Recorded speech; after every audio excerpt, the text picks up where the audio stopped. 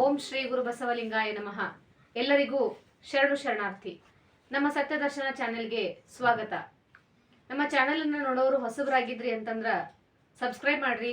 ನಿಮ್ಮ ಸ್ನೇಹಿತರು ಮತ್ತು ನಿಮ್ಮ ಕುಟುಂಬದವರೊಂದಿಗೆ ಶೇರ್ ಮಾಡ್ರಿ. ನಿಮ್ಮ ಅನಿಸಿಕೆಗಳನ್ನು ಕಮೆಂಟ್ ಮೂಲಕ ನಮಗೆ ತಿಳಿಸ್ರಿ. ಇಬ್ಬರು ಸ್ನೇಹಿತರು ಕೆಲಸ ಹುಡುಕ್ತಿರ್ತಾರ.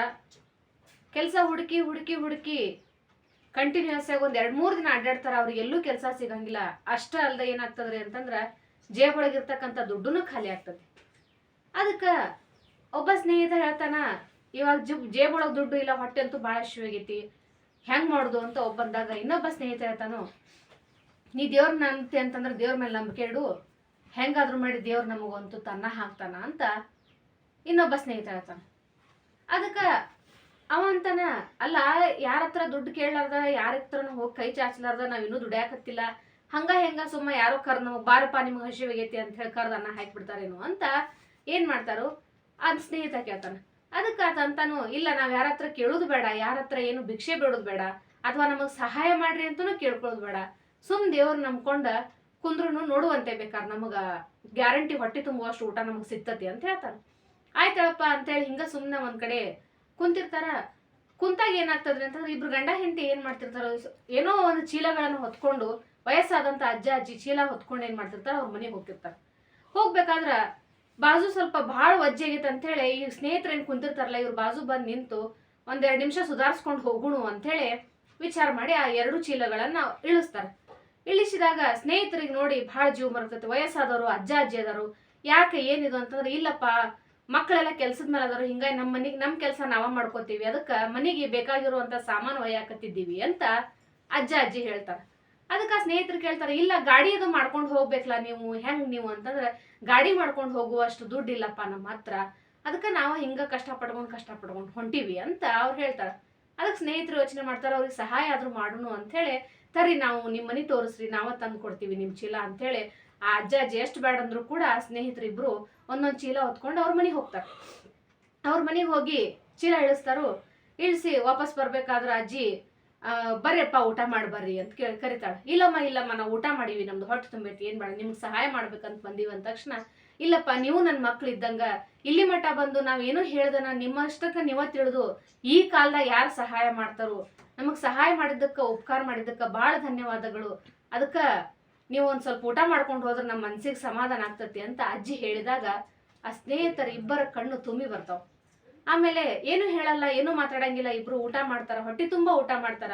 ಎದುರುಗಡೆ ಕುಂತು ಒಂದ್ ತಾಯಿ ಮಕ್ಳಿಗೆ ಉಣ್ಸು ರೀತಿ ಒಳಗೆ ಎಲ್ಲಾ ಊಟ ಮಾಡಿಸಿ ಆ ತಾಯಿ ಹೇಳ್ತಾಳ, ನೋಡಪ್ಪ ದುಡ್ಡು ಕೊಡುವಷ್ಟು ಸೌಕಾರ ಅಂತೂ ನಾವಿಲ್ಲ, ಹಸದು ಬಂದವರಿಗೆ 2 ತುತ್ತು ಅನ್ನ ಹಾಕುವಂತಂತೂ ಶಿವ ನಮಗ್ ಕೊಟ್ಟಾನ, ಅದಕ್ಕಂತೂ ಏನು ಕಡಿಮೆ ಮಾಡಿಲ್ಲ, ನಿಮಗೆ ಯಾವ ಟೈಮ್ನಾಗಾದ್ರೂ ಈ ಕಡೆ ಬಂದ್ರಿ ಅಂತಂದ್ರೆ ನಿಮ್ಮವ್ವ ಅದಾಳ ಅಂತ ನೆನೆಸ್ಕೊಂಡು ನಮ್ಮ ಮನೆಗೆ ಬರ್ರಿ, ಊಟ ಮಾಡ್ರಿ, ಇರ್ರಿ, ಹೋಗ್ರಿ ಅಂತ ಹೇಳಿ ಅಜ್ಜ ಅಜ್ಜಿ ಬಹಳ ಪ್ರೀತಿಯಿಂದ ಆ ಸ್ನೇಹಿತರಿಬ್ಬರನ್ನು ಬೀಳ್ಕೊಡ್ತಾರ. ಅವಾಗ ಹೊರಗೆ ಬಂದಂತ ಸ್ನೇಹಿತರು ತಮ್ಮೊಳಗ ಮಾತನ್ನ ಶುರು ಮಾಡ್ತಾರು. ದೇವ್ರನ್ನ ನಂಬಬೇಕು ಅಂತ ನಾ ಹೇಳಿದ್ದ ಉದ್ದೇಶಕ್ಕ ನಾವ್ ಯಾರ ಹತ್ರ ಕೇಳಲಿಲ್ಲ, ಯಾರಿಗೂ ನಾವು ಬಾಯ್ ಬಿಟ್ಟು ಹಸಿವಾಗ್ಯದ ಅಂತ ಅನ್ಲಿಲ್ಲ. ಆದ್ರೂ ಕೂಡ ನಮಗೇನ್ ಮಾಡಿದ ದೇವ್ರು ಹೊಟ್ಟಿ ತುಂಬುವಷ್ಟಲ್ಲ, ಹೊಟ್ಟಿ ಬಿರಿಯುವಷ್ಟು ಅನ್ನ ಹಾಕಿದ. ಈಗ ನಾವು ಊಟ ಮಾಡಿದ್ ನೋಡ್ರಿ, ಇವತ್ತು ರಾತ್ರಿನೂ ಊಟ ಮಾಡೋ ಅವಶ್ಯಕತೆ ಇಲ್ಲ ಅಂತೇಳಿ ಇಬ್ರು ತಮ್ಮೊಳಗ ಮಾತಾಡ್ಕೊಂಡು ಮತ್ ತಮ್ಮ ಕೆಲ್ಸದ ಕಡೆ ಹೊರಡ್ತಾರ. ಹಿಂಗ ನಾವು ಏನ್ ಮಾಡ್ಬೇಕು ಅಂತಂದ್ರ, ಕಷ್ಟದ ಸಮಯ ಬಂದೈತಿ, ಪರಿಸ್ಥಿತಿ ಬಾಳ ಹದಗೆಟ್ಟೈತಿ ಅಂತಂದಾಗ ನಾವು ಏನ್ ಮಾಡ್ಬಿಡ್ತೀವಿ, ದೇವ್ರ ಮೇಲೆ ಇರ್ತಕ್ಕಂಥ ನಂಬಿಕೆಯನ್ನ ಕಳ್ಕೊಂಡ್ಬಿಡ್ತೀವಿ. ನಾವ್ ಎಲ್ಲಿ ಸೋಲ್ತೀವಿ ಜೀವನದೊಳಗ, ನಾವ್ ಎಲ್ಲಿ ಫೇಲ್ಯೂರ್ ಆಗ್ತೀವಿ ಅಂತಂದ್ರ, ನಮಗ್ ಚಲೋ ಕೊಟ್ರ ಮಾತ್ರ ದೇವ್ರು, ಕಷ್ಟ ಕೊಟ್ರ ದೇವ್ರಲ್ಲ ಅಥವಾ ದೇವ್ರೇ ಇಲ್ಲ. ನಾವು ಸಾಕಷ್ಟು ಸರಿ ನೋಡಿದ್ದುಂಟು. ಏನೋ ಒಬ್ರು ಮಕ್ಕಳು 2 ಮಕ್ಕಳು ಹಡ್ದಿರ್ತಾರೋ, ಏನೋ ಒಂದ್ ಮಗು ಏನೋ ಅನಾರೋಗ್ಯದಿಂದ ತೀರ್ ಹೋಗ್ತತಿ, ಆಮೇಲೆ ದೇವ್ರ ಮೇಲೆ ನಂಬಿಕೆ ಕಳ್ಕೊತಾರು, ಆಮೇಲೆ ಇರ್ತಕ್ಕಂಥ ಇನ್ನೊಂದ್ ಮಗು ಕೂಡ ತೀರ್ ಹೋಗ್ತತಿ. ಅದಕ್ಕೆ ದೇವ್ರೇ ಇಲ್ಲ ಅಂತೇಳಿ ನಮ್ಮ ಜೊತೆಗಾಗಿರ್ತಕ್ಕಂಥ ಘಟನೆಗಳಿವೆಲ್ಲ, ದೇವ್ರೇ ಇಲ್ಲ ಅಂತ ಹೇಳಿ ಏನ್ ಮಾಡ್ತಾರ ದಂಪತಿಗಳು ದೇವ್ರನ್ನ ಮರೆಯೋದುಂಟು. ಆಮೇಲೆ ಗಂಡನಿಗೆ ಕಷ್ಟ ಕೊಟ್ಟೈತಿ, ಗಂಡ ಬಹಳ ಕಷ್ಟಪಟ್ಟ ಮ್ಯಾಲ ಬಂದನು, ಆದ್ರೂ ಕೂಡ ಅವನಿಗೆ ಬಹಳ ಕಷ್ಟ ಆಗಕತೈತಿ, ಅವನಿಗೆ ಅನಾರೋಗ್ಯ ಐತಿ, ಮಕ್ಕಳು ನಮ್ ಜೊತೆ ಸರಿ ಇಲ್ಲ ಅಂತೇಳಿ ಹೆಂಡತಿ ಗಂಡನ ಮೇಲೆ ಇರ್ತಕ್ಕಂಥ ಅತಿಯಾದ ಪ್ರೀತಿಯಿಂದ ದೇವ್ರ ಮೇಲೆ ಮುನಿಸ್ಕೊಂಡಿದ್ದುಂಟು. ಅತಿಯಾಗಿ ಪ್ರೀತಿಸುವಂತ ಹೆಂಡತಿ ವಿನಾಕಾರಣ ಏನೋ ಅನಾರೋಗ್ಯಕ್ಕೆ ತುತ್ತಾಗಿ ಸತ್ತು ಹೋಗ್ತಾಳ. ಅದಕ್ಕೆ ಈ ಜಗತ್ನೇ ದೇವ್ರೇ ಇಲ್ಲ ಅಂತ ಆ ಹೆಂಡತಿ ಮೇಲೆ ಇರ್ತಕ್ಕಂಥ ಪ್ರೀತಿಯಿಂದ ದೇವ್ರ ಮೇಲೆ ಏನ್ ಮಾಡ್ತಾನ, ಗಂಡಾಗಿರ್ತಕ್ಕಂಥವ್ನು ರೋಷ ಹೋಗ್ತಾನ, ಮುನಿಸ್ಕೊತಾನ, ಸಿಟ್ ಮಾಡ್ಕೋತಾನ. ನಾವು ಒಂದು ವಿಚಾರ ಮಾಡ್ಬೇಕಲ್ಲ, ನಮ್ಮನ್ನ ಈ ಜೀವನವನ್ನ ಕೊಟ್ಟಿರ್ತಕ್ಕಂತ ಅಪ್ಪ ಅವನೇ ನಮಗ್ ಕಷ್ಟ ಕೊಡಕ್ ಇಷ್ಟ ಪಡಂಗಿಲ್ಲ ಅಂತಂದ್ಮೇಲೆ ನಾವೆಲ್ಲರೂ ಏನು ಆ ಸೃಷ್ಟಿಕರ್ತನ ಮಕ್ಕಳು, ಆ ಭಗವಂತನ ಮಕ್ಕಳು, ಅವ ಯಾಕೆ ನಮಗ್ ಕಷ್ಟ ಕೊಡ್ತಾನೋ? ನಾವ್ ಇದನ್ನ ಬಹಳ ವಿಚಾರ ಮಾಡ್ಬೇಕು. ಏನೋ ಸ್ವಲ್ಪ ಕಷ್ಟ ಆದ ಕೂಡ ದೇವ್ರಿಲ್ಲ, ದೇವ್ರನ್ನ ಬೈಯುದು, ದೇವ್ರ ಬಹಳ ಕ್ರೂರಿ, ದೇವ್ರ ಬಹಳ ಕೆಟ್ಟವ, ದೇವ್ರಿಗೆ ಕಣ್ಣಿಲ್ಲ, ದೇವ್ರಿಗೆ ಕಿವಿ ಇಲ್ಲ, ದೇವ್ರಿಗೆ ಮನಸ್ಸಿಲ್ಲ, ಈ ರೀತಿಯಾದ ನಾನಾ ತರಹದ ಮಾತುಗಳನ್ನ ನಾವು ದಿನವಿಡೀ ನಮ್ಮಲ್ಲಿ ಕೇಳ್ಕೊತೀವಿ. ಯಾಕಂತಂದ್ರ ನಾವು ಯಾವ ರೀತಿ ದೇವ್ರನ್ನ ನಂಬ್ತೀವಿ ಅದ್ರ ಮೇಲೆ ಬಹಳ ಡಿಪೆಂಡ್ ಆಗ್ತತಿ. ನಮ್ಮ ಅವಶ್ಯಕತೆಗಳಿಗೆ ತಕ್ಕಂಗ ನಾವು ದೇವ್ರನ್ನ ನಂಬತಾ ಹೋದ್ವಿ ಅಂತಂದ್ರ ನಮಗಾಗುವಂತ ಕಷ್ಟಗಳು ಬಹಳ ದೊಡ್ಡ ಅನಿಸ್ತಾವು. ಬಹಳ ದೊಡ್ಡ ಅಂದ್ರ ಅನಾಹುತಗಳು ಬಹಳ ಕಷ್ಟ ಅನಿಸ್ತಾವ. ಆದ್ರೆ ನಾವು ತಿಳ್ಕೊಬೇಕಲ್ಲ, ನಾವು ಸರಿಯಾದ ರೀತಿಯಲ್ಲಿ ದೇವ್ರನ್ನ ನಂಬಿದೀವಿ ಅಂತಂದ್ರೆ ಬರುವಂತ ಕಷ್ಟಗಳನ್ನ ಎದುರಿಸುವಂತ ಶಕ್ತಿ ಭಗವಂತ ನಮಗ್ ಕೊಡ್ತಾನ. ಅಂದಾಗ ಏನಾಗ್ತದ್ರಿ ನಮಗಂತಂದ್ರ ನಾವ್ ಎಂತ ಕಷ್ಟ ಬಂದ್ರು ನಾವು ಸಾಧಿಸ್ಬಲ್ವಿ. ಏನೇ ಇದ್ರು ನಿಂದ ಐತಪ್ಪ, ನೀ ಹೆಂಗರ ಇಡು, ನೀ ಹೆಂಗರ ನಮ್ಮ ನೋಡ್ಕೊ. ಅದಕ್ಕೆ ಗುರು ಬಸವಣ್ಣ ಹೇಳ್ತಾರ, ಹಾಲಲ್ಲದ್ದು ನೀರಲ್ಲದ್ದು ನಿಮ್ಮ ಧರ್ಮ ಅಂತೇಳಿ. ನೀವು ಯಾವ ರೀತಿಯಾದ್ರೂ ಇಟ್ರು ಸಹ ಅದು ನಿಮ್ಮದೇ ಪ್ರಸಾದ, ಅದು ನಿಮ್ಮದೇ ಭಿಕ್ಷೆ, ಅದು ನಿಮ್ಮದೇ ಇಚ್ಛೆ ಅಂತ ನಾವು ನಡ್ಕೊಂತ ಹೋದಿವಿ ಅಂತಂದ್ರ ಕಷ್ಟಗಳನ್ನು ಕಡಿಮೆ ಅಂತೂ ಆಗಂಗಿಲ್ಲ. ಆಗ ಕಷ್ಟಗಳನ್ನು ಎದುರಿಸುವಂತ ಶಕ್ತಿ ಆ ಭಗವಂತ ನಮ್ಮ ಮನಸ್ಸಿನಲ್ಲಿ ತುಂಬುತ್ತಾನ. ಅದನ್ನು ಬಿಟ್ಟು ನಾವು ಸುಖ ಬಂದಾಗಷ್ಟ ಚಲೋ ಆತು, ನಮಗೆಲ್ಲ ದೇವ್ರು ಚಲೋ ಮಾಡಿದ, ಕಷ್ಟ ಬಂದಾಗ ದೇವ್ರನ್ನ ಭಯಕತ್ತೀವಿ ಅಂತಂದ್ರೆ ಏನಾಗ್ತದ್ರಿ ಅಂತಂದ್ರ ಆ ಭಕ್ತಿ, ಆ ದೇವ್ರ ಮೇಲೆ ಇರ್ತಕ್ಕಂಥ ಶ್ರದ್ಧೆ, ದೇವ್ರ ಮೇಲೆ ಇರ್ತಕ್ಕಂಥ ನಿಷ್ಠೆ ಏನಾಗಂಗಿಲ್ಲ, ಅದು ಉಪಯೋಗಕಾರಿ ಅನ್ಸಂಗಿಲ್ಲ. ಮತ್ತು ಅದರಲ್ಲಿ ಯಾವುದೇ ರೀತಿಯಾದ ಪ್ಯೂರಿಟಿ ಕಾಣಂಗಿಲ್ಲ.